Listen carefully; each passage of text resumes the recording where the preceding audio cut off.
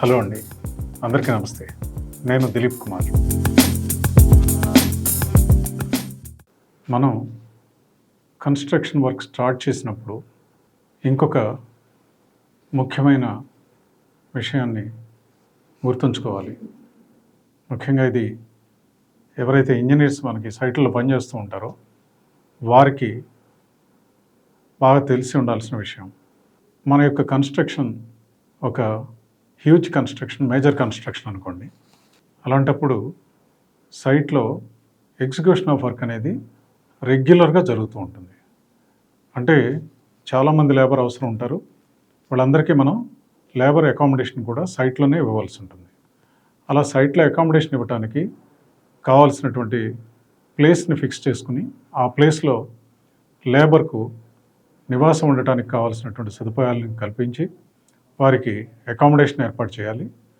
ఆ తర్వాత ఇంకొక ప్రధానమైన విషయం ఏంటంటే, మన యొక్క మెటీరియల్స్ ఏదైతే సిమెంట్ ఇంకా అదర్ మెటీరియల్స్ మనము ఆ కన్స్ట్రక్షన్ ప్రాసెస్లో యూజ్ చేసేటువంటి మెషినరీ మెటీరియల్స్, అలాగే కొన్ని సెంటరింగ్ సంబంధించిన మెటీరియల్ కానీ, స్కాఫోల్డింగ్ మెటీరియల్ కానీ ఇలాంటివన్నీ ఉంటాయి. ఇవన్నీ స్టోర్ చేసుకోవడానికి కావాల్సిన యార్డ్ కూడా రెడీ చేసి పెట్టుకోవాలి. ఆ యొక్క స్థలానికి నైబరింగ్ ప్లాట్స్లో కానీ ఎక్కడైనా కానీ ఒకసారి చూసుకుని అందుబాటులో ఉండే స్థలాన్ని ఫైనల్ చేసి పెట్టుకోవాల్సి ఉంటుంది.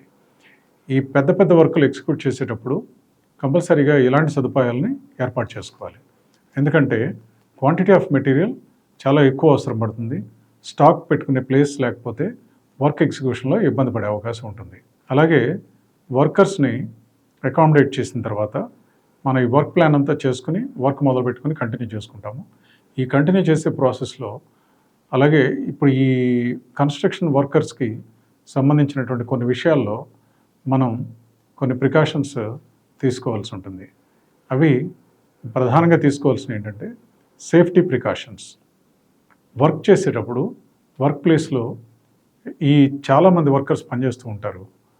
వారు సేఫ్టీ ప్రికాషన్స్ అన్నీ పాటిస్తున్నారా లేదా అనేది కూడా చూసుకోవాలి. అవి కొన్ని అంశాలలో మనం ఎక్కువగా ఫోకస్ చేయవలసి ఉంటుంది. ప్రధానంగా పవర్ రిలేటెడ్గా మనం లైన్స్ టెంపరీగా మన వర్క్ పర్పస్గా తీసుకుంటాము.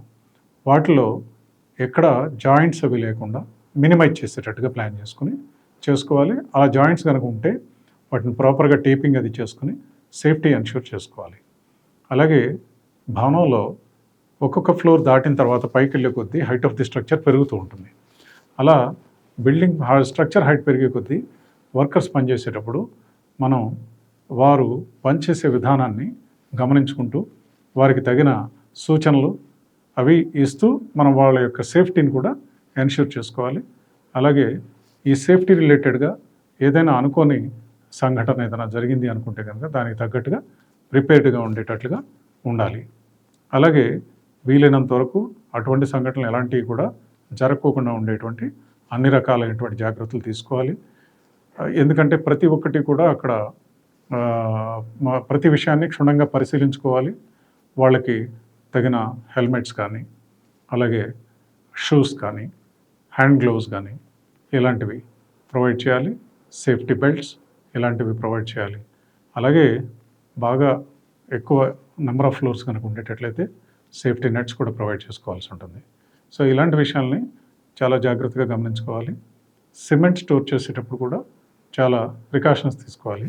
ఆ యొక్క స్టోర్ రూమ్లో ఎలాంటి లీకేజెస్ లేకుండా ప్రాపర్గా సిమెంట్ అనేది ప్లేస్ చేసుకుని ఉండాలి. కింద గ్రౌండ్ లెవెల్లో డైరెక్ట్గా గ్రౌండ్ పైన సిమెంట్ బస్తాలు స్టోర్ చేయకుండా కింద హైట్ ఏదైనా తీసుకుని వాటిపైన స్టోర్ చేసుకుంటే ఆ యొక్క సిమెంట్ అనేది కొంచెం నిల్వ ఉండే అవకాశం ఉంటుంది. లేదంటే ఆ కింద లేయర్లో ఉండేటువంటి సిమెంట్ బ్యాగ్స్ గడ్డగట్టిపోయి ఆ సిమెంట్ అనేది వేస్ట్ అవడం ద్వారా మనకు కూడా డబ్బు వృధా అయ్యే అవకాశం ఉంటుంది. అలాగే లేబర్కు కావాల్సినటువంటి కొన్ని కనీస సదుపాయాలని ఏర్పాటు చేసుకుంటే మనకి ఇతరత్ర ఇబ్బందులు రాకోకుండా పరిశుభ్రత అనేది కూడా మెయింటైన్ చేసే అవకాశం ఉంటుంది. వీలైనంత వరకు ఇట్లాంటి విషయాల్లో జాగ్రత్తలు తీసుకుంటూ మిగతా కన్స్ట్రక్షన్కి సంబంధించినటువంటి వర్క్ ప్రోగ్రెస్ పైన మనం ప్రాపర్గా దృష్టి పెట్టుకుని వర్క్ కనుక చేసుకోగలిగితే చాలా బాగుంటుంది. సో ఈ విషయాలపైన కొంచెం అవగాహన పెంచుకుని ఈ యొక్క సేఫ్టీ మెజర్స్ని కనుక పాటించినట్లయితే చాలా హ్యాపీగా కన్స్ట్రక్షన్ అనే విధానాన్ని పూర్తి చేసుకోగలుగుతాం. ఈ ప్రయత్నం కనుక నచ్చినట్లయితే please like, share and subscribe. Quote of the day: మనం మనలా ఉండటమే మన వ్యక్తిత్వానికి మరింత వన్నె తీసుకొస్తుంది. Beauty begins the moment to be yourself. Thanks for watching.